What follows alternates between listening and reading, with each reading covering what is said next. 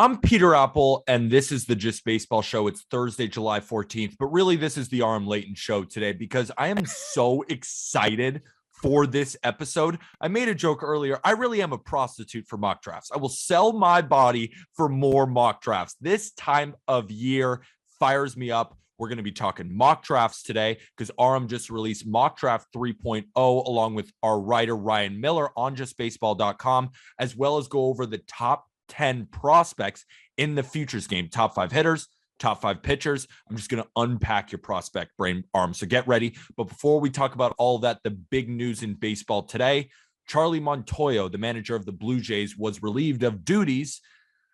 And Rob Schneider is Rob Schneider? Is that the actor? Rob Schneider's an actor. Rob Schneider is the actor. Who is now the new interim manager of the Blue Jays? Ryan Schneider. Ryan Schneider. That actually is so funny. That's because I went so real quick. I went to the World Series in 2008, and sitting next to me was Rob Schneider. So Rob Schneider actually is a baseball fan, and if Rob Schneider is for whatever reason listening to this podcast, he must have been like, "Oh shit, I'm the manager." I was just thinking too, Rob Schneider and the Benchwarmers. One of the funniest moments in I think movie history was when they point over to the dugout and try to get Howie in the game. And it's like, what about that dude eating sunscreen? And he's just like in his mouth. That is one of the funniest moments. I'd be dying laughing initially. Underrated movie. We're not talking about Rob Schneider. We're talking about Ryan Schneider, the new manager for the Blue Jays, because Charlie Montoyo, after going 2-8 in the last 10 games, has finally been relieved after a couple of years now with the Blue Jays since 2018. And I think the thing with Charlie Montoyo is, of course, I mean, we don't watch every single Blue Jays game, but as a fan of a team in that division, I've seen some of his decision-making. And at times I'm sitting on my couch thinking, nice move, Charlie. I mean, the bullpen decisions seem to be the biggest problem, at least when you scour the internet and you look at the reactions from Blue Jays fans. The bullpen decisions seem to be the big thing. But overall, this team is so incredibly talented, and he just wasn't able to get the most out of his team. But I still harp on the fact that how much are these guys truly managing?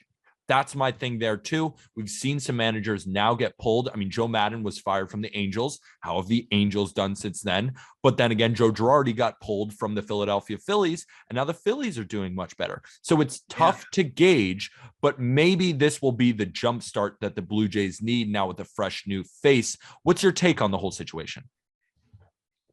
I think you hit the nail on the head with all of that. But like, what's crazy about this situation though, is you talk about they're 2-8, and of course they've been scuffling, but they're still, as Jeff Passan pointed out on Twitter, they're still in a playoff spot right now. Like you rarely see that. So that leads me to believe that there's something going on behind closed doors. He must have lost this team. And I think that's something that Passan also mentioned in his tweet, was that there's some things, going on in the clubhouse on top of close game decisions that kind of resulted in him kind of losing the team. That to me is the only way you could justify firing your manager. No matter how bad the stretch is, they're in a playoff position right now. Like, it must be bad in there. And I think Montoyo must have lost the team, but I got to say, Ross Atkins kind of left him with a vulnerable situation here. And I mean, how much of it is Ross Atkins trying to save face? I wonder if he's next if this team continues to struggle. But if he lost the ball club, it's a lot of young players. It's also some talented guys as well that have been around for a while. That combination of it, it's hard to succeed that way. So I'm very curious to see how things change, but I'm guessing that there was some inner turmoil there. That's the only way I could really justify it. And we're really going to talk about the minor leagues. We're going to talk about prospects, all the guys in college baseball, high school baseball. So I want to ask this question about the Blue Jays, because one of their top prospects now, Gabriel Moreno, has at least been floated around as a possible trade guy, of course. But at the end of the day, he's one of the best prospects in baseball, and he seems untouchable. But what this makes me think is, will the Blue Jays be desperate enough to package Gabriel Moreno, possibly in a deal? It would have to be for a Luis Castillo or Frankie Montas plus. But with Alejandro Kirk starting in the All-Star game and has really been the best catcher in baseball, I don't think that's too much to say that he's been the best catcher in baseball this year.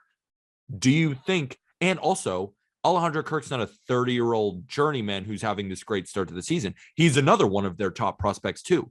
Do you think that the Blue Jays could be desperate enough now to trade a Gabriel Moreno to make sure they get that arm? Because at the end of the day, and I'd like to correct myself. I said Jose Barrios is having a bad start because we were recording during the 5th inning. I saw 3 earned runs from Barrios, and I said, oh, here's another one. But he ended up having 13 strikeouts and really pitched well, and it was a good development for Jose Barrios. But huge. At the end of the day, the starting rotation has not been at what's been advertised. No. So that's why I'm curious. Do you think it would be possible for that to be floated? Man, that's a good question. I didn't even think about that. Right? Because, he was always untouchable, right? But he was untouchable before Alejandro Kirk became Superman. And I know he's scuffled a little bit as of late, but he's still been unbelievable. Still walking more than striking out. Like you said. I think that it's got to be a possibility at this point. It has to make sense, though. I think theoretically the Jays could go get somebody like Luis Castillo without parting with Moreno. But if they could go get, make a monster deal out of something, or, it's able to get them something that, maybe most people didn't even think, a player that most people didn't even think was available. Maybe like a deal with the Marlins, let's say for a Pablo Lopez or something like that. Like that could be a scenario where they are willing to part with him. I do wonder if that has changed anything. I think you look at this team, they're desperate enough to fire their manager while they're in a playoff spot. We've seen, how they've kind of gone all in already. It's too late to go back. I wouldn't be surprised, man. And that's crazy to say because he was one of the more untouchables I think we'd seen. I still think it's going to be really hard. You're going to have to really convince them. But if it's a pitcher with years of control, with what Kirk's doing at a young age, like you said, he's got years of control with him, and they've got Jansen and other guys too. You might just have to do it because where does Moreno really fit in here? So can you help me contextualize what would need to be returned to the Blue Jays for a guy like that? Like you mentioned Pablo Lopez of the Marlins. I even think is Gabriel Moreno almost too much for a guy like Luis Castillo? You also just wrote a fantastic article on justbaseball.com talking about the 20 players who will be available at the trade deadline.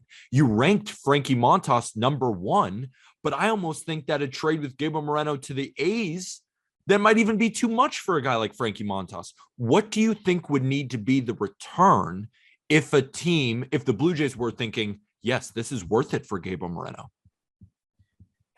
That's another good question. I'm just stumping you this morning. You're just firing bangers. I think I do think about this, and it's got to be a pitcher with control. Yeah, because that is the most valuable commodity that every team is looking for is starting pitching with years of control.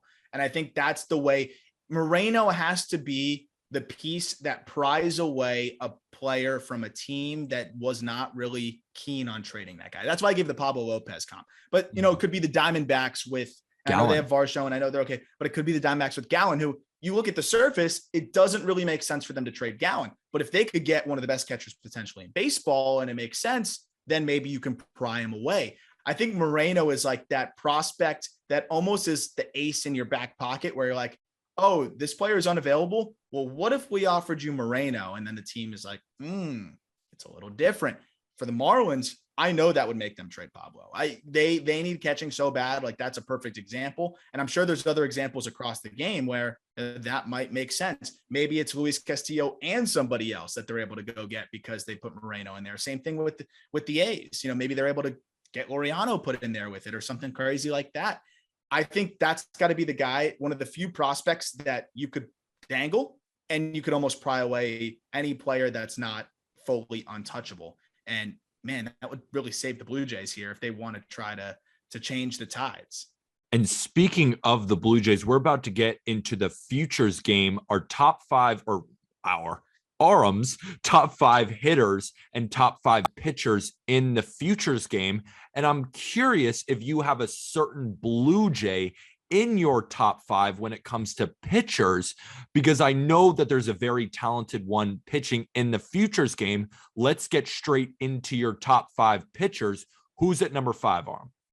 So Ricky Tiedemann was right there. Ricky Tiedemann's going to get the honorable mention nod, but I'm really excited to see him. He's a left-handed pitching prospect. that has just kind of exploded this year. He is nasty, and I think he's going to surprise a lot of people in that futures game. Our guy Tyson Shushkowitz, who has done an unbelievable job covering the Blue Jays on justbaseball.com, did a dive on Tiedemann.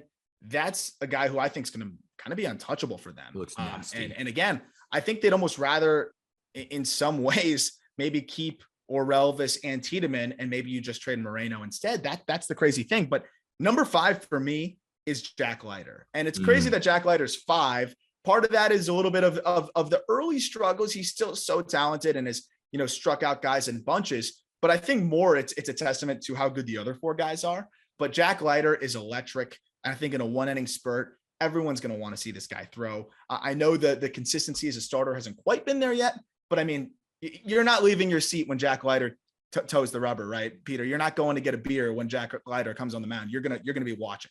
Not even a little bit. And I think that is interesting because we were talking pre-record that Jack Leiter has not just taken the minor leagues by storm, like a lot of people said, but at the same time, just because he hasn't doesn't mean we think any less of him as a prospect.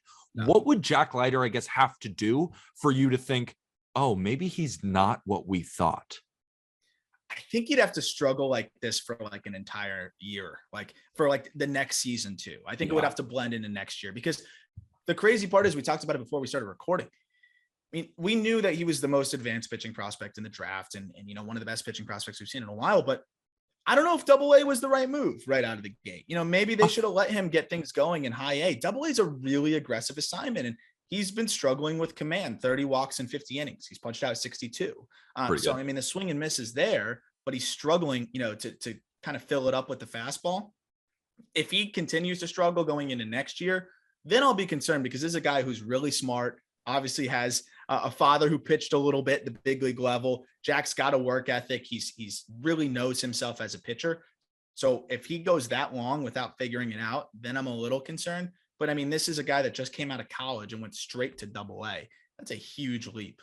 It's an enormous leap. And especially for, a guy like Jack Leiter, who, while I agree with you that he was one of the more mature pitching prospects, like just because you're a mature pitching prospect doesn't mean that you just get shot up to AA immediately. Yeah. Like going into high A, even if that's a pretty solid designation for him, even in high A, like if he started in low A, I don't think you would have blinked twice. It would have just been, okay, that makes sense. He's just in low A, but instead he's struggling in a AA. So I don't put a ton of stock into someone like Jack Leiter. But with that said, the Texas Rangers could certainly use him, yesterday. They could certainly use him yesterday. Who's number 4? Number 4 is a guy that I think surprisingly the Dodgers could probably use right now, and it's Bobby Miller. Bobby Miller has been disgusting lately, and I think people are going to be surprised by how hard Bobby Miller throws. This guy averages 99.3 miles per hour on his fastball. That's in the same territory. That'd be among the best in baseball, right next to Hunter Green and Jacob deGrom. Spencer Strider and his old big old thighs. Strider now too. He's so good. I mean, he's in that territory with those guys. And, the Dodgers like to baby their pitchers like 2-3 innings. Now they're stretching him out. He's nasty, dude. And the command's getting there. That's going to be a guy that'll be really fun to watch. He will hit triple digits in a 1-inning spurt. I guarantee it a handful of times.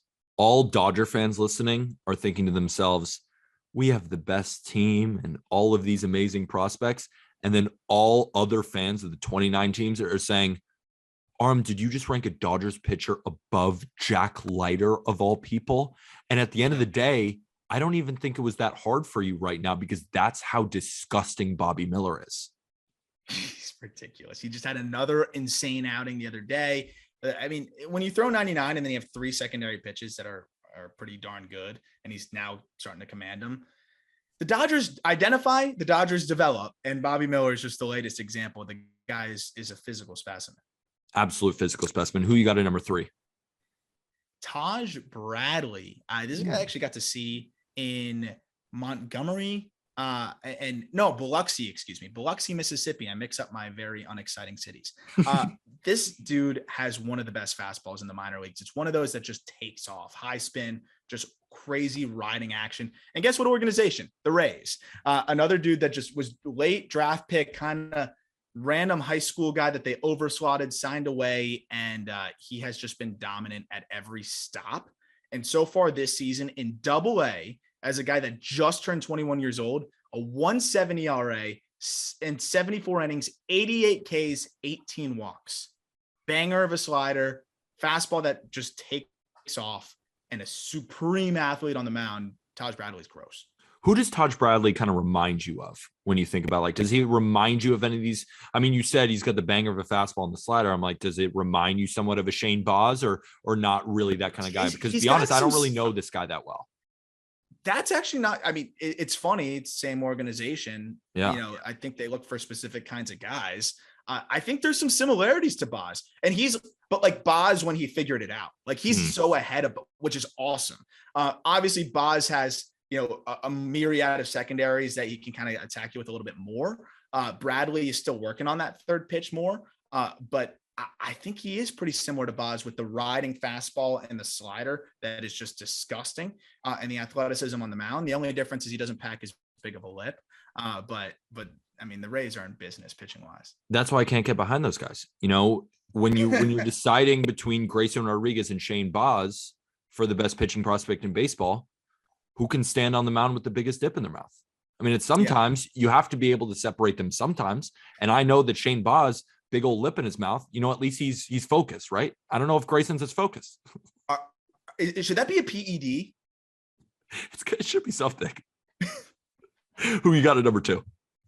Number 2, Kyle Harrison, left-handed pitching prospect in the Giants org. And Kyle Harrison was a high school guy over slot that just hit the ground running last year, carved up low A, striking out more than 15 per 9. He gets the start in high A this year. And in 7 starts there, Peter, he struck out 18 batters per 9 innings. 18 batters per 9 innings. So they said, okay, let's stop wasting your time. We'll bump you up to double A. And now he's only striking out 13 per 9. Only 13. He's another one of those guys that throws like that difficult to pick up fastball, and then one of the nastiest changeups in the minor leagues. So you have fastball riding up, changeup diving down, and also an above average slider. Tough to read it out of his hand. This dude is one of the best young pitching prospects. Still just 20 years old. And so Kyle Harrison, I do know a little bit more about because you talked about the stuff, but I feel like with Kyle Harrison, what's put him on such an incredible level too, is a lot of guys have great stuff, but Kyle Harrison, the pitchability we talk about, just being a pitcher rather than a thrower at such a young age, is that really his calling card? Or is it just the pitchability combined with how good the stuff is making kind of the ultimate pitcher? Because I think even if the stuff dropped off, I'm just hypothetical here, if the stuff were to just drop off, he's such a good pitcher to his core that he could even make it, even if he doesn't have that changeup one day or the slider one day. Am I off on that? No, because the fastball is like he can locate it and he uses it to set up pitches, to your point. So like he struck out 157 guys in 98 innings last year. That's walked ridiculous. 52. But then this year, walk rate dwindles even more. Gets called up to the next level. Walk rate continues to dwindle. So this is a dude that, you know, he had 1 or 2 outings where he didn't trust the stuff and the command went wayward. But for a 20-year-old to do what he is doing right now in double A against, you know, competition that is much older than him, much older than him. He's one of the youngest pitchers in that level besides Yuri Perez, who, you know, is next. I would agree. It's the pitchability that takes pressure off of it, but also the stuff there combined with it. That's what gives you an elite pitching prospect. But someone who might be even better is your number 1 guy. And to your credit, you're about to go over him. I want to preface it. It ain't Marlins bias here. This dude looks like the truth. How tall is the arm? 6'6", lanky, 6'8". Are you kidding me? 6'8".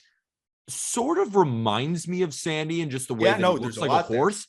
But I mean, Aram, he might have just better all around stuff than Sandy does. I can tell he does at 19 years old. He is way ahead of Sandy at 19 years old. And I think the stuff has better potential. Is he going to throw 100 the way Sandy does? I don't know, but maybe. He doesn't have to because his command is way ahead. And I'm glad you prefaced that it's not Marlins bias, because I was just going to start it like this. And I was just gonna be like, tell me if this profile is okay for you. And then I'll explain why he's good. 6'8", 19 years old, plus command, 96 to 98 mile per hour fastball with off the chart spin rate, an above average slider, an above average changeup, and a decent curveball.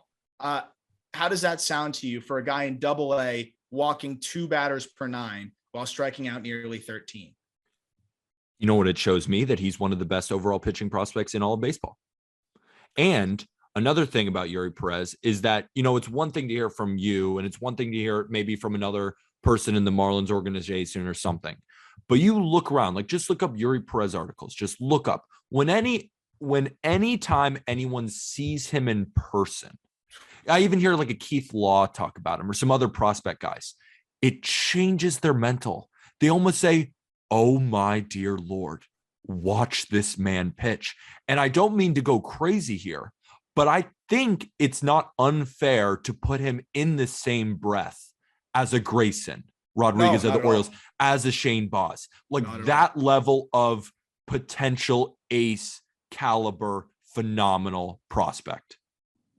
Dude, a 19-year-old who is 6'8" should not be able to repeat his mechanics this well. It's unbelievable. And to take it a step further, we were talking to Zach McCambley, a pitcher with the Pensacola Wahoo's second round pick in 2020. And I was like, what's the most amazing thing to you about Yuri Perez? He's like, the fact that he's 3-4 years younger than everybody else on this team, and he might be the most mature. And, when you hear something like that too, he's like, he'll give up a home run and he locks back in and he makes a perfect pitch. Like that side of things too. I'm willing to bet on this guy being a pretty good pitcher for a long time. That's probably a breath of fresh air to some Marlins fans who some other players in their organization may not have that same level of maturity. And I think we can leave it at that. Unless you want to get into it. I'm not trying to make you. You know what? It's a story right now. So let's briefly get into it. Khalil Watson's not with the team. He's back home, and they don't know when he's going to be playing again. That was the Marlins first rounder last year. And there's seems to be some rumblings that he might not play with the Marlins again. They might trade him. That's how ugly things have gotten between the Marlins and Khalil Watson in terms of, disciplinary things, and just the relationship overall has gone awry. And it's the Marlins, man. They cannot get out of their own way, but at least they got this one right, because Yuri Perez was a $200,000 international free agent. That's nothing. Phenomenal. And we were talking about this pre-recording as well. I was trying to kind of walk you off the plank a little bit, because we were realizing on the day of draft last year, when he fell to 14 to the Marlins, it was the right pick. This was a guy who was a top 5 talent. And when we look at talented prospects throughout baseball, there's a reason he's so high on so many lists. But at the same time, there are guys who are a little bit less talented who have just a better head on their shoulders at this time, and they will make the major leagues, because everybody is talented in the minor leagues. Just because you have immense talent doesn't mean that you're just going to have this shooting straight into the majors. That's not how baseball works. Yogi Berra said it best. It's 90% mental and the other half is physical, or whatever. What was the quote? 90%. That is it. That's roughly it. 90% mental, other half is physical. Which is unbelievable. I love Yogi Berra. My senior quote was a Yogi Berra quote. But no, it is true. You're 100% correct. And the thing with the Marlins is, usually baseball, like you said, is so mental. You usually conduct your pre-draft interviews with players that you think you're going to draft.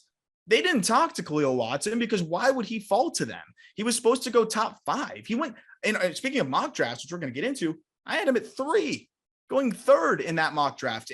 And everybody expected him to be top 5. He was even invited to the draft with Marcelo Meyer and Jordan Lawler. Like he was considered in that same group with them. So obviously something happened there. The Marlins just said, hey, we got to take a shot here. And, it just really didn't work out for them. But I think it was the right decision.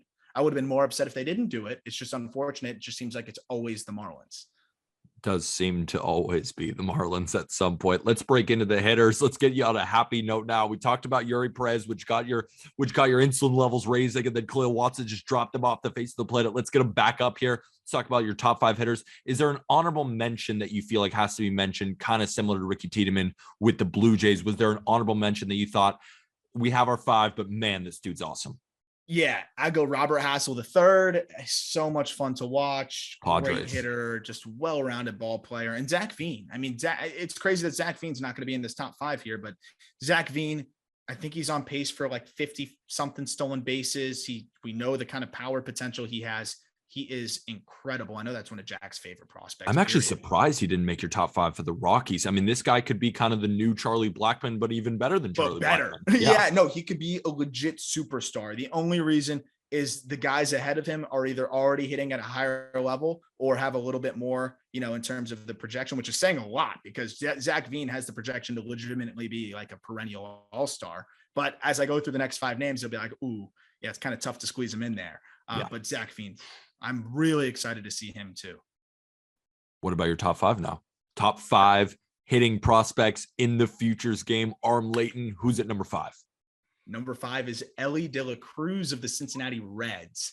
And this guy is insane.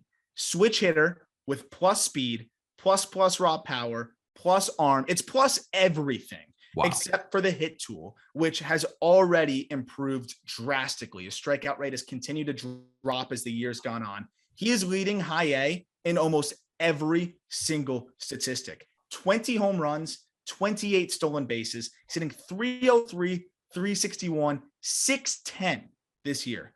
Won't be long before he's in Double A. This guy puts up some of the best exit velos in the minor leagues, and he is still just a twig. He has more room to fill out. This guy could be O'Neal Cruz-ish, but a switch hitter. And that's just the craziest part. Baseball is in such a good place with some of these guys. So I want to take you back a little bit with Elly De La Cruz too, because this is a prospect that I've been hearing from you now for a very long time.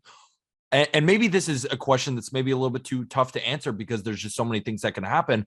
But did you see a change in Elly De La Cruz? Like, was there a swing change? What helped him at the plate too with the hit tool? Like, what made Elly De La Cruz from a toolsy, potentially great prospect to wow, he keeps the barrel in the zone and he just hits everything? Yeah.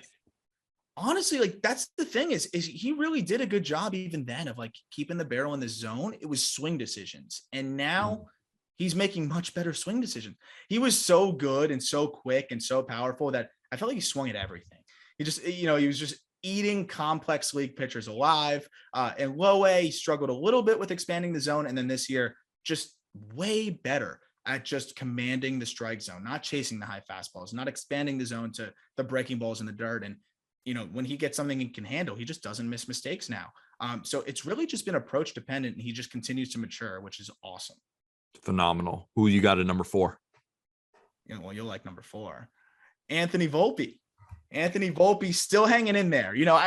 He's come alive. You've noted that on the podcast. And, I mean, this guy's too talented. What he did last year was insane. He's heating up big time. He was still like way ahead of his level relative to his age. He's just a well-rounded player. Is he going to hit the tape measure home run like Elly De La Cruz? Probably not, but he does everything so well. Not the kind of player that you're really going to get to appreciate in one game, but it's just going to be cool to be able to watch him do his thing. I'm sure you're very excited to watch him in person because this guy's the future of the shortstop position for the Yankees, does everything well. And I'm kind of glad he struggled at the beginning of the year because now I get to work through that. And I think he's kind of put it all back together. He's going to finish really strong. And this guy's a top 15 prospect in baseball for a reason. I just think it's incredible that Anthony Volpe got drafted in the first round by the Yankees, but it's not how he was discovered because he was definitely on lists. But at the end of the day, he played shortstop with Jack Leiter, who was on the mound. So he got a ton of eyes when scouts were looking at Jack Leiter that they got to go see this kid named Anthony Volpe. Then he ultimately got drafted by the Yankees and has soared through the minor leagues. The more I look at him, the more I try and compare him to Glaber, just because Glaber was a guy that the Yankees got in the Aroldis Chapman deal, and he was supposed to be this great shortstop prospect also. And I truly think, Aram, that at the low end, Anthony Volpe's bat will be as good as Glaber Torres' bat right now. And the great thing is, I was harping at the beginning of the season. I said the move to second base will just clear up Glaber Torres' mind, and then he'll get right back to hitting. While he hasn't been the prolific 38 home runs, he probably won't end up like that. I think he will be a 25 home run guy. Volpe can do that as well. Oh, yeah. But at the same time, Glaber is going to be in the 260 to 270 range in the batting average. I think Volpe will be higher. That's the big difference. The bigger difference in my eyes is that Glaber, of course, couldn't play shortstop. Volpe's going to play a great defensive shortstop. So you have all of the great positives of Glaber Torres, But just imagine if Glaber could play a great defensive shortstop and hit for a higher average. It's like, that's what I think you're getting with Volpe. Imagine if you could fill in the holes in Glaber's game. That's Anthony Volpe. Yeah. Seriously. Listen to this. Since June 10th, he's hitting, and this is Anthony Volpe, he's hitting 330, 413, 585. It's a 172 WRC plus, but most importantly, 11% walk rate, 12% K rate. And doesn't that fire you up as a prospect guy? Because you mentioned it kind of when you were talking about it, that the struggles you appreciated, because the fact that he didn't let his struggles get to him, that there was a lot of hype going into the season, and you start struggling, that can really get in your head and result in a bad season. Pressing. But he just turned it around like that, and now he's number 4 on this list when we just heard that Ellie De La Cruz could be O'Neal Cruz as switch hitter. And you say, you know what? Anthony Volpe is higher than this kid. Because he's so safe. You know, I especially just with the adjustment, like, again, the ability to literally, he sucked at the beginning of the year. I'll call it. He was bad. And like, just like he looked lost, and then totally just turns into now what has been across that stretch, one of the best hitters in the minor leagues. Not only that, he's stealing bags like crazy too. And these are AA bags. These are legit bags. He's 35 and 38 on bags this year. Like, this guy is Glaber with more tools and a higher floor. That's insane, because Glaber was, like you said, one of the top prospects in baseball. And Glaber, he's not going to be an all-star this year, but was in the consideration. And we're saying that Glaber's a little bit of issues resulted in just missing out on the all-star game. Anthony Volpe fills all those holes. Now I can't wait to hear number 3. So number 3 is my guy, Corbin Carroll. And your buddy, and also now contributor, he always was, but was busy, Dustin Demeter, who now is winding down his collegiate baseball career, and selfishly pumped to have him back on the prospect contribution side of things. This is one of Dustin's favorite prospects. And I got to give Dustin a nod, because Dustin was hyping this guy up when he was 18 in short season ball. And I'm watching video and I'm like, this guy's really interesting, but is there going to be that much impact? And that wasn't even a question that Dustin could answer, but he's like, I just love the way he plays. It's going to work. And you know what? It's working, but there's also impact.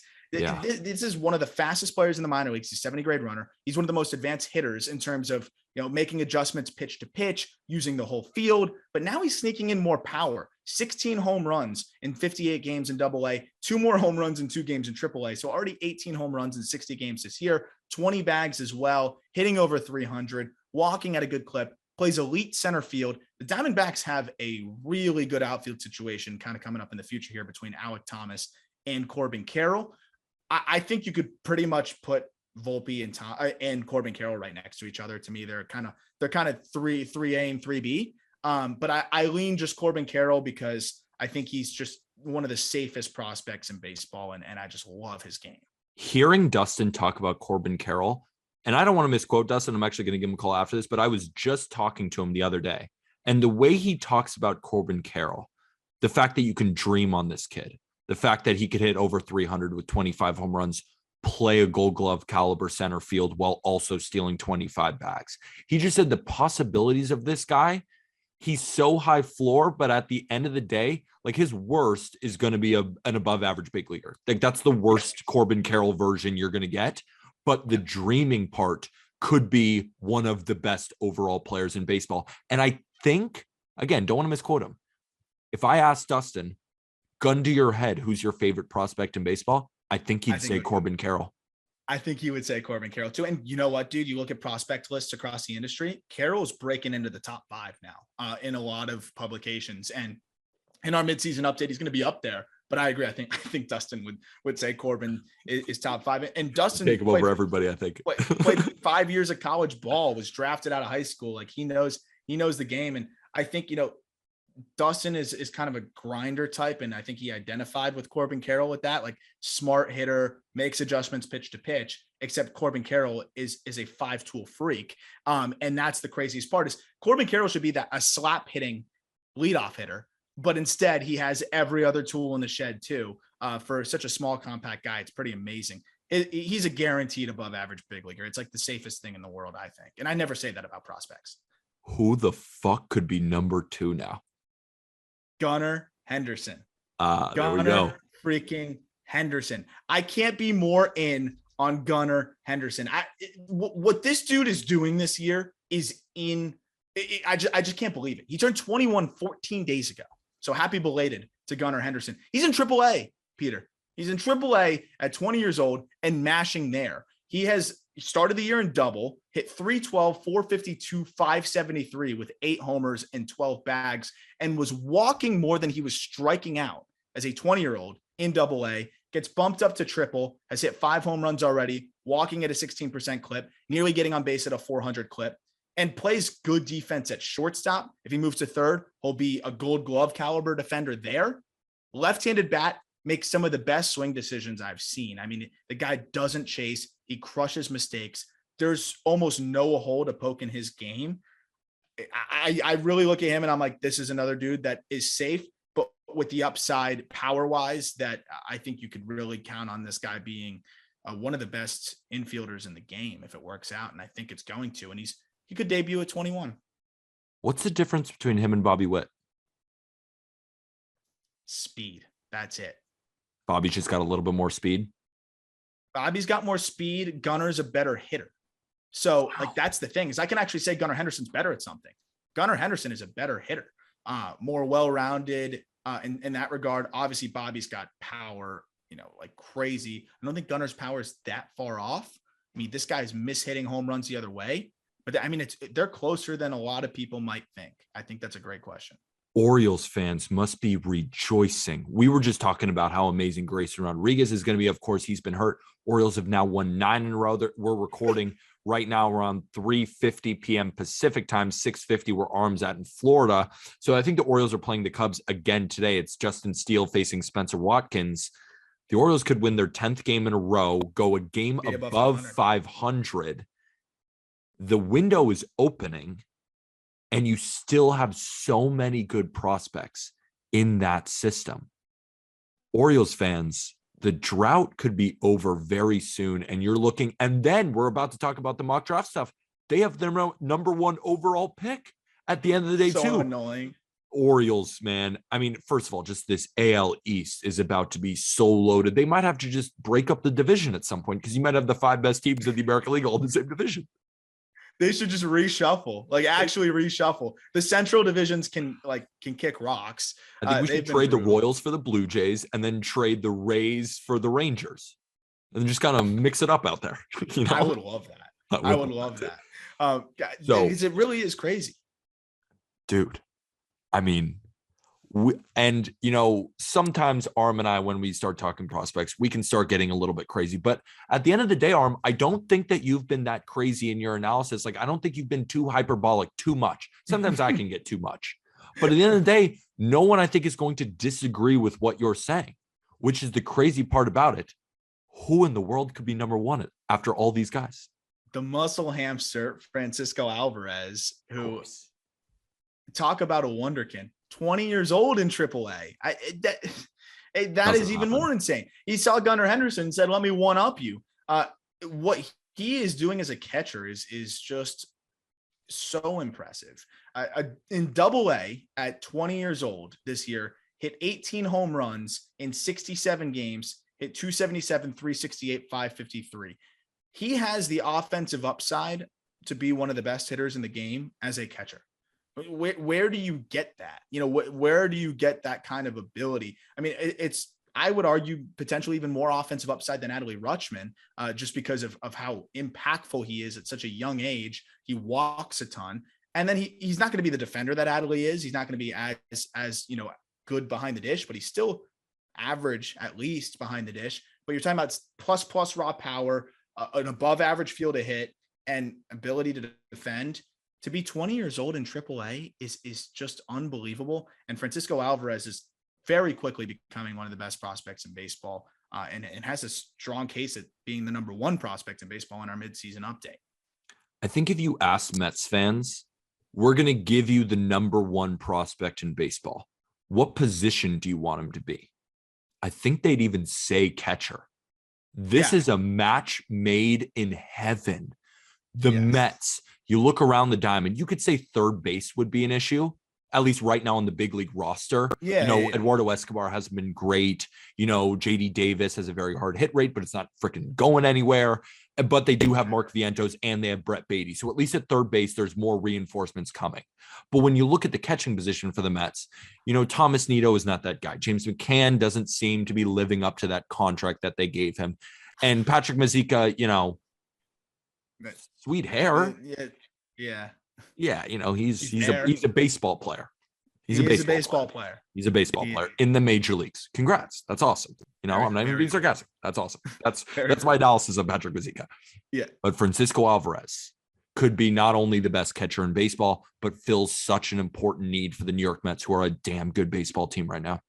He's such a good hitter that, there's legitimate conversation of, do we bring this guy up as a DH for us? For a catching prospect, for that to be an option is insane. I agree. You have to look at that situation and say, I think this is the most ideal scenario for Mets fans. I hear them complain about the catching situation so much. Alvarez will be your dude next year. Don't worry about it. He'll be ready to go. And he's just beat the clock in every way. I don't think anybody expected him to reach AAA and to dominate AA the way he did. It's a testament to how talented he is offensively. Amazing. Just run through it one last time, just real quick, the 5 pitchers and then the 5 hitters, and then we'll break into mock draft talk. It's a good teaser too for the midseason update that's coming in a few weeks. Yuri Perez, number 1, Kyle Harrison, number 2, Taj Bradley, number 3, Bobby Miller, number 4, and Jack Leiter, number 5 on the pitching side. And then you have Francisco Alvarez at number 1, Gunnar Henderson, number 2, Corbin Carroll, number 3, Anthony Volpe, number 4, and Ellie De La Cruz at number 5. Fans of those players and teams are going to be very excited. And now we're transitioning over to draft talk because it's funny. The draft and the futures game are on back-to-back days. It's going to be an enormous day of prospect talk. So we're going to continue that prospect talk and move into mock draft 3.0. And of course, we're not going to go through every single pick because you got to go read it on justbaseball.com, because Aram and our guy Ryan Miller spent bunches of hours calling different prospect evaluators in order to create the ultimate mock draft. So Aram, can you kind of take us through your procedure when you're going through this? Like, who are the people that you want to call? What are the biggest things that you want to focus on? Because at the end of the day, none of these teams are drafting for need. So it's almost a rank of prospects, or what are you thinking there?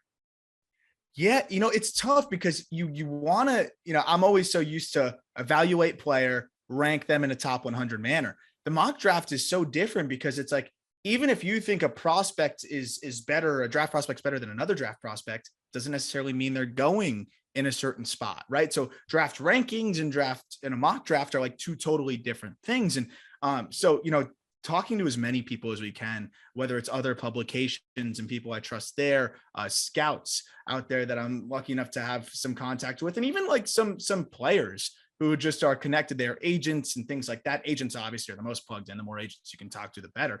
But it's one of those things where you're trying to get as much information as you can. But you look at like Mel Kiper on the football side, and like those guys are the most plugged in dudes in the world, and they get like 8 right a year. So you're just trying to, at the very, very least, just get people up to date on what the gist is of the draft. Meaning, like, everyone wants to know where Kumar Rocker is going to be, and we'll talk about that. But like, we have Rocker in the 26th spot, where it's like, that's the latest we expect him to be. Like, he's going to be a first rounder. We have Jackson Holiday at number 1. That is something that's a little bit of like a surprise. It's new, but like, that's something that we know is a big possibility, and we want to have him in that vicinity. We know he's definitely going to be in the top 3. Like, you just want to at least give the gist of what's going to happen, because if I could predict the draft, then no one would watch it. And I could just tweet it all out like Woj does for the NBA draft, which there's a reason why Woj doesn't make any mock drafts, I think. Exactly. And if you could predict the draft pick by pick, you'd be on an island. I don't even know if you'd be talking baseball anymore. You would have just made so much money off being able to predict these things. You probably would have bet on the 8th pick going to whoever, and then you'd be on an island somewhere and you wouldn't even be talking about it. So we're glad to have you.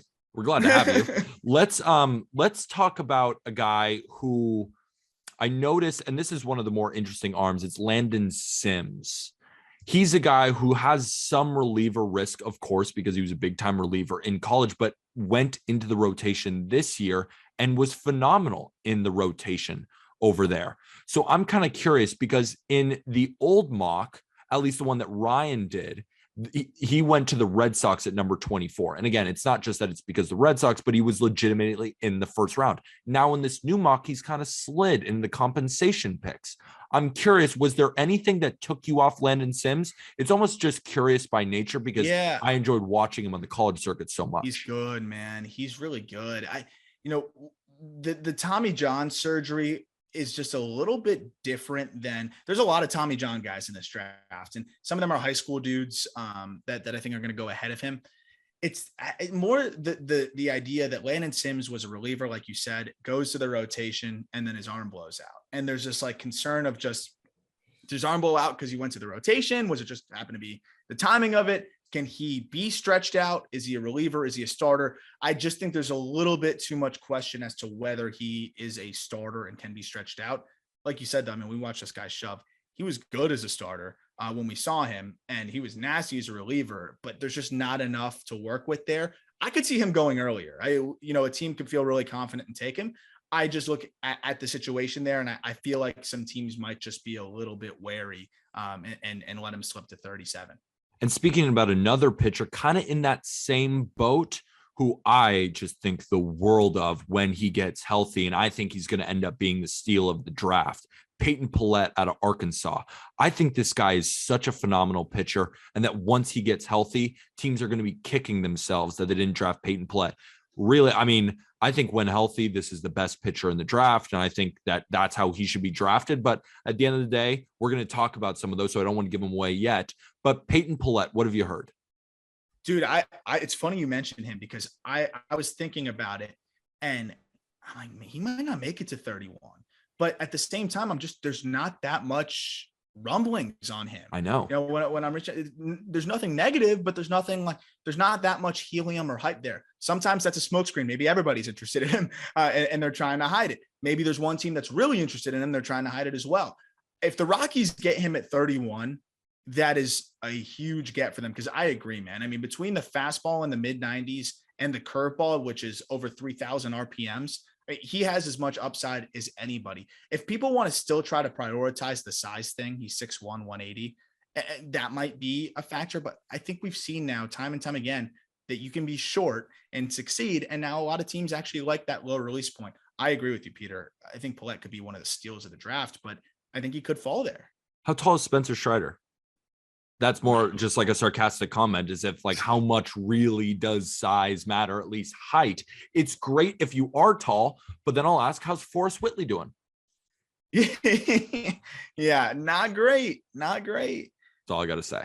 So let's keep going. And I want to talk about this Yankees pick too, because, I'm a little bit selfish, but before I get into the Yankees pick at number 26, because the Yankees pick 25 is who we were talking about, Kumar Rocker. And he's starting to get a lot of buzz again.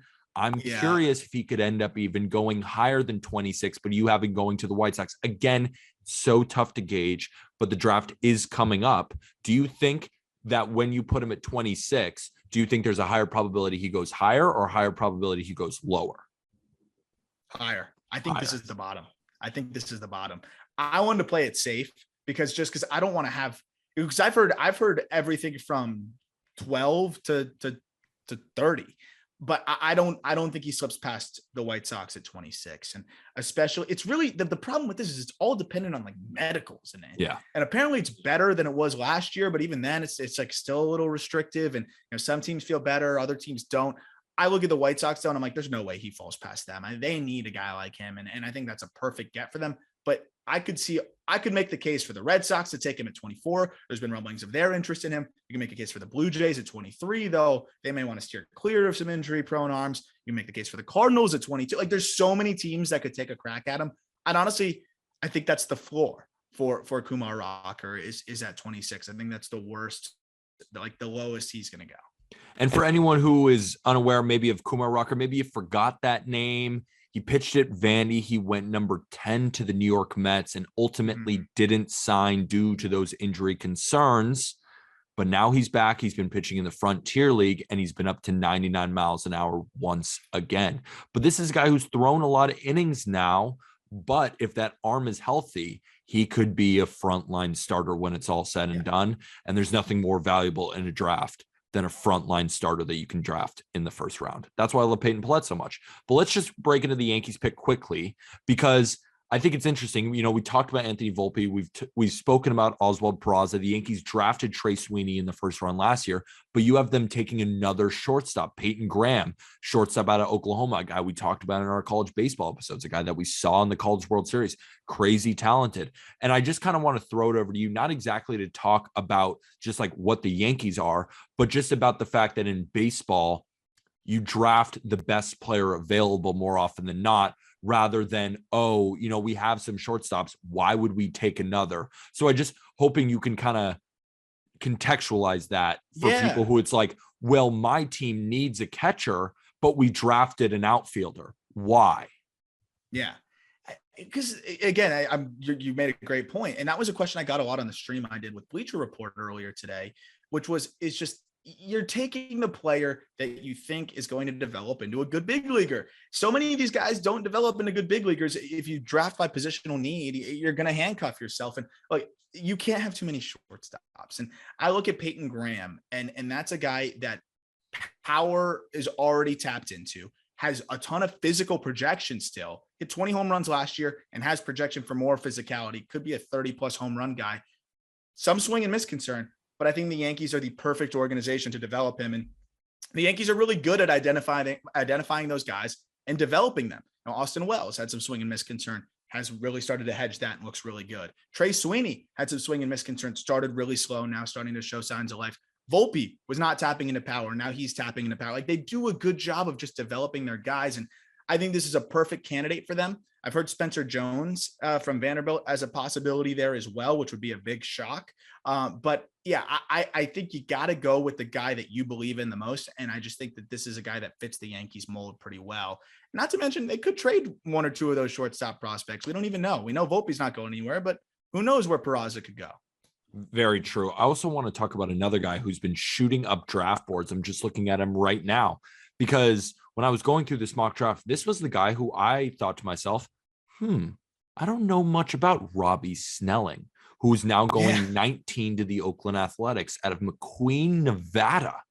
6'3", 220-pound, 18-year-old committed to LSU.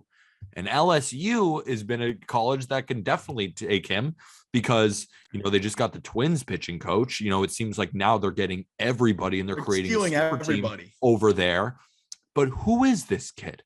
Why has he been rising up draft boards so quickly? Dude, this was a guy I had to do a dive on, because he really did kind of shoot up out of nowhere. Nevada, I know we have we got Chris Bryant from there, right? And we've got Bryce Harper from there, but it's really not a hotbed.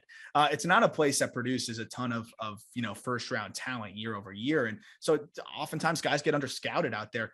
That's why I think actually Oakland has probably seen more of him than almost anybody else. And that might be a good fit for him, but he's a lefty that all of a sudden just started grabbing 94s and then started grabbing 95s and then even touched 96 and was a pitchability guy first. So now seeing that velo jump up, teams are really interested because this guy has command.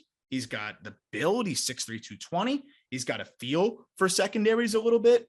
Like it's almost like when Anthony Davis was a guard and then shot up to the size of a center, but always had the handles because he learned to be a guard. It's similar to that with Snelling, where it's like he has pitchability. He was not really always operating with that kind of stuff. Saw his stuff tick up, and his command is still really good. This could be a steal here. Not a lot of track records, so it's a risk. But I mean, this could be a nice pickup here with a guy that seems to be just going. Not like this. I know if I'm gesturing diagonally, it's like straight up with what the stock is right now. And almost moving to the opposite of that, not that this guy is bad by any stretch of the imagination. You have him going 17 to the Philadelphia Phillies. But Chase DeLauder is a guy who was thought of as a potential number 1 overall pick going into this year, but didn't perform quite up to expectations. Had a foot injury as well. I've heard him, there have been talks that he reminds you of Kyle Tucker. guys like that. Yeah. So what's the deal with Chase DeLauder? And do you think that he could drop even further than 17? Or are you being safe with him and you actually think he's going to go higher than this? I think it's right around this range. It's really tough to gauge him because he was a guy that showed that he could hit it, against high end competition on the Cape, was good there. And that's what really shot his stock up.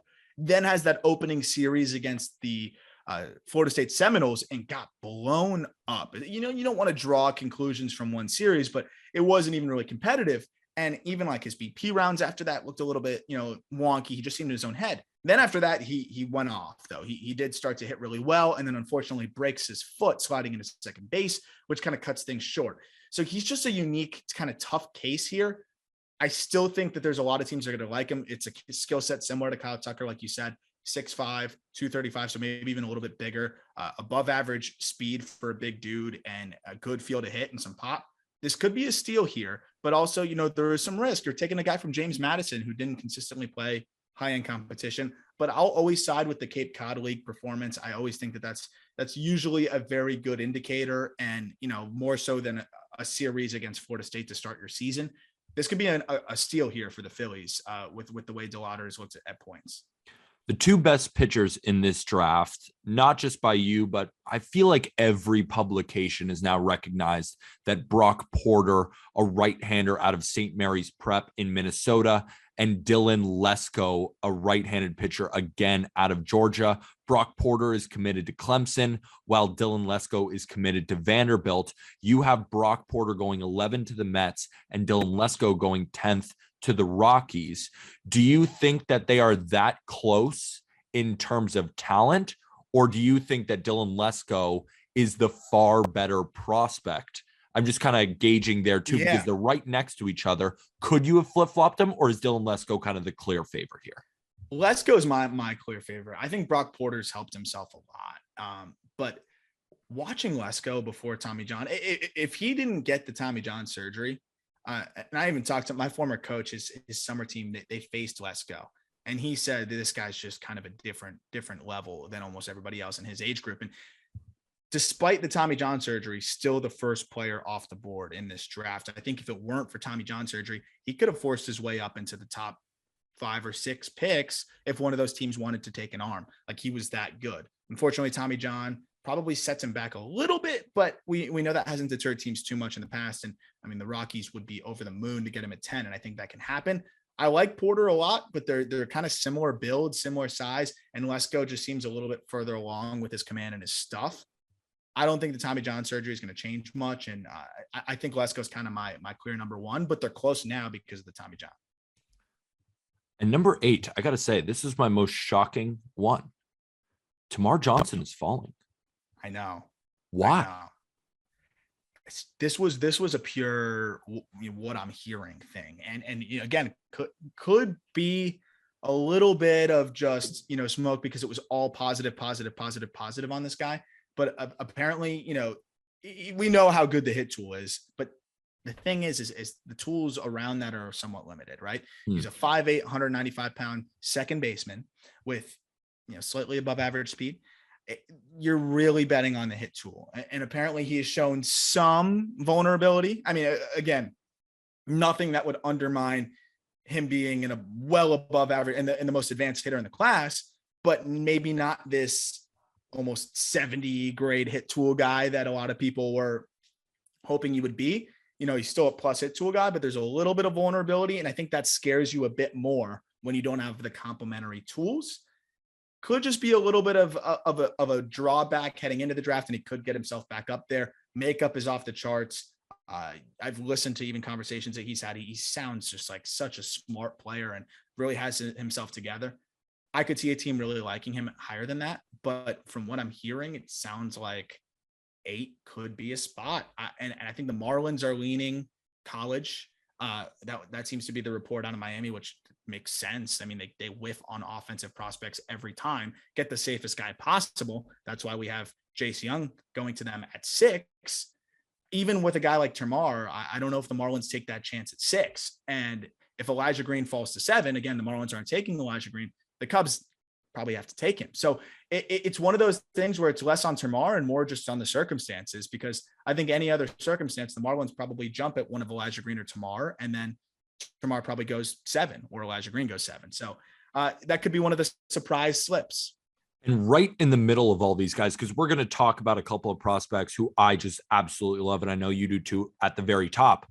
But is Kevin Parada out of Georgia Tech? You have him going number 5 to the Nationals. He feels like, I mean, we're going to talk about a guy who I'm not going to name yet, so, it's kind of tough, but you're probably going to call him the safest. Is Kevin Parada the second safest player in this draft? I feel like no matter what, the dude's going to hit and play a good defensive catcher, no matter what. The bat is probably the second safest in the right there with Jace Young, I would say. I think those two guys are neck and neck. I mean, we're talking about a dude that walked 30 times, struck out 32 times, hit 361, 453, 709 in the ACC with 26 pumps.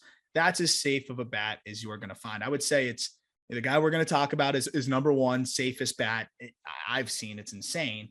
And then you could put Jace Young and Parada kind of neck and neck. And I'd say Parada has more upside than Young offensively. And the fact that he's a catcher even more so. Yeah. I mean, people were asking me in the stream too, oh, but they have Keibert Ruiz, whatever. I'm like, this is a Henry Davis-esque player. If you're taking the best player available, and I think at 5, Kevin Parada is the best player available, you're not worried about Keibert Ruiz at the big league level, and especially because the bat is so safe, like you said. The Nationals need really good prospects. And just because he also plays catcher doesn't mean that you don't need him. You're going to be thanking yourself when you have both Kevin Parada. It's a good problem to have. Ask the Blue Jays. So yeah. Cam Collier is a player that I just keep hearing the most about because he's probably the most talked about prospect in our personal Just Baseball group chat. All of you guys are obsessed with this 17-year-old kid, 6'1", 220, committed to Louisville out of Chipola Junior College, third baseman. Who in the world is Cam Collier? And you have him going 4? I felt like the top 10 was already scheduled, and yet this guy is number 4. Who is Cam Collier? Cam Collier is a guy that's so good. He skipped his senior year of high school and went and played junior college in the depths of Florida, where it's guys pumping cheese all the time. And I mean, like, that's how talented this kid is. And then after a year in junior college, decides, you know what? I'm going to go to the Cape at 17 years old, one of the youngest players to ever play in the Cape, and really held his own. I think produced a 230, 240 batting average, good ABs against really good competition. This is a 17 doing this. And Chipola is a very low key pipeline for a lot of very, very good players. Florida JUCO route is not a bad one. Russell Martin, Jose Bautista, Chipola Jr., Patrick Corbin, another one that came out of him. Tyler Flowers, another player that came out of there. Andrew Tolles as well. There's a lot of big leaguers that have come out of there, but really it was just a situation for Collier. He was leaving high school a year early, didn't want to do 3 years of school, and just decided, hey, let me go to JUCO 1 year and go to the draft. He's played it very uniquely, and he's one of the few guys that is talented enough to play it this uniquely. I'm hearing that there's no way he drops past the Pirates at 4.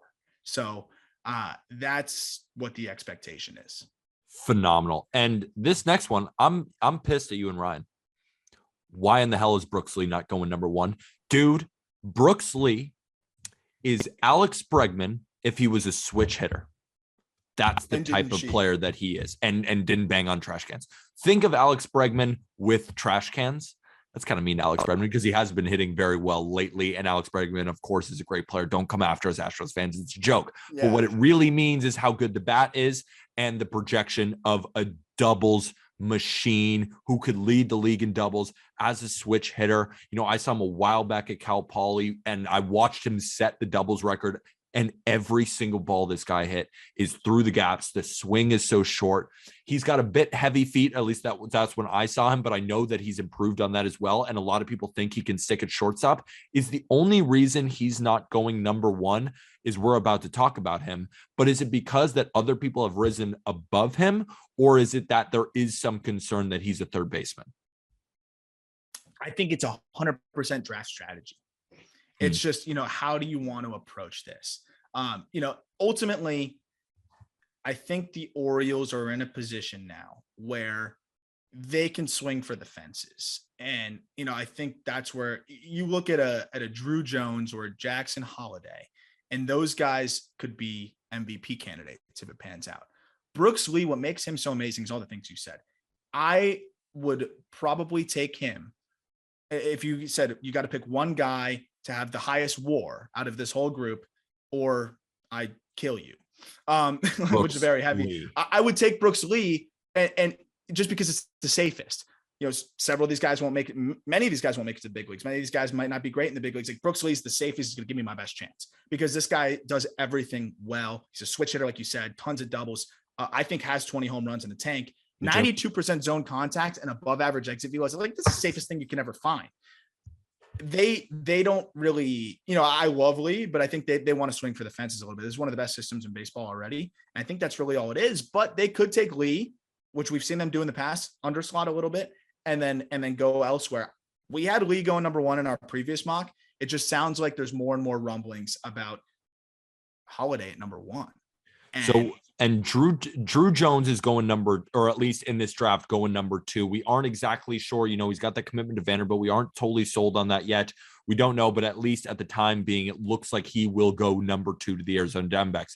But that was kind of what's been slated in the last mock draft. We know about Drew Jones, son of Andrew Jones, crazy talented outfield prospect, reminds a lot of people of his dad because he's a great fielder, but also the hit tool is crazy. I mean, just go look up Drew Jones' high school stats and you'll understand what we're saying. I think the dude hit like 500 with 20 home runs and 40 steals. I mean, the numbers were insane. He's going to be a great prospect. But number one, and this is the big conversation here, because Jackson Holiday, Matt Holiday's son, went from potential first rounder to definitely first rounder to probably the middle of the first round to maybe in the top 10. And now he's going number one. What happened? Dude, that's the first question I asked everybody I called. What's the deal? He just continues to mature physically. He has staying power at shortstop. They think he's actually going to be an above average defender there. The hit tool is there. The power continues to grow. And then, I mean, remember what Matt Holliday looked like. Usually if he looks anything like Matt Holliday, he's more athletic than I think Holliday was, especially at the back end. But Holliday was really athletic, remember, in the beginning of his career. Like, there's a lot of similarities to his father, which you would take his father number one overall in the draft in 2 seconds, but a left-handed bat at shortstop. I mean, there is so much to like here. I think it's just the way that he continues to get better and better, tools across the board, and he seems to be safe relative to most high school shortstops. It seems like Jackson Holiday might be the guy. It also depends on Drew Jones, and it sounds crazy, but there's some whispers that he, like you mentioned, there's some whispers that he may just go to Vandy, which we saw Jack Leiter could have got $4 million probably and gone top 10 before he went to Vandy, but another son of a big leaguer who, doesn't need the life-changing money necessarily, maybe right out of the gate. Why not go to college and experience that? And it's not about really boosting your draft stock, but some guys want to do it. I think it's crazy, but you never know. That being said, even with Drew Jones not going to college, there's still a chance Jackson Holiday is that number one guy. And that's pretty crazy, but it just seems to be left-handed hitting shortstop with tools across the board. And the bloodlines, there's a lot to like there. That's why this was the Aram Leighton show today. He just went over basically every single prospect that you have to keep an eye on in the features game, as well as the mock draft. Go check all of this out on justbaseball.com, all of the different write-ups. Tomorrow, Aram, Jack, and I will get together. We're going to give you a full rundown of the All-Star game, the Home Run Derby for the weekend, because it's going to be a great weekend of baseball. Super, super exciting. Again, go check all of this out on justbaseball.com, as well as use our code JustBaseball on the other side, MLB stuff, because we're still doing MLB stuff. If you want to play along for some player props, some daily fantasy, use code JustBaseball when you download Prize Picks. That link is in our episode description, as well as if you want to join our Just Baseball group chat. Aram's going to be talking a lot of draft stuff in there, as well as he just dropped his top 10 prospects in the Rockies organization, answering questions in the chalkboard group chat, as well as, of course, we're talking about the picks and just general baseball stuff. So if you want to become a part of what we're trying to make the best baseball group chat on the planet, click the link in our episode description, join our baseball group chat. We'd love to have you, and it's absolutely free. Anything else before we go? What do you got to tease? What's going on? Well, first of all, thank you for amazing questions. That was awesome. That was a lot of fun. That was so much Second, fun. You are going to the home run derby, my friend. That is going to be fun. We're going to talk about it more tomorrow, but I just wanted to remind everybody, not only are we talking about the derby because we're excited to watch it, we're talking about the derby because Peter gets to try to catch balls out there. And I'm hoping we get a couple more lefties in this, so we got balance. So both sides of the field are getting peppered. But I'm excited to talk home run derby, and then I'm even more excited to talk to you after the derby, assuming that you don't take a line drive in the forehead or something. But I think it's going to be raining out there. Are you going glove or no glove? That's actually the last thing on it. So that is such an interesting question, because I was almost going to ask you guys offline, would it be funnier for content if I'm out here barehanded, trying to do it? And it would be funny if I just got clocked, or at the end of the day, maybe show off some of my high school abilities, because, there's only a couple of reasons why I'm not in this mock draft at the end of the day. Right. I mean, I could have made it, if it weren't for that bum elbow, of course. It was the bum elbow. And, I think it was just a little bit of timing for you. It was a loaded year, a lot of guys at your position in the draft, and it wasn't the right year. Wait, there were some makeup questions too. There were some makeup questions. You don't think that teams didn't need a first baseman who couldn't run, who had one home run, and then also went on the mound and was a submariner? You don't think that was like a draft contact? Zach Nito's going to be drafted within the first round. He's a pitcher and a hitter. We're different kinds of players, but at the end of the day, check the stats. You're submarining from first base. You can only submarine, so you're just throwing it around the diamond underhanded. All I will say is there is a reason we're talking through this mic and not in this mock draft. And with that, thank you, everybody.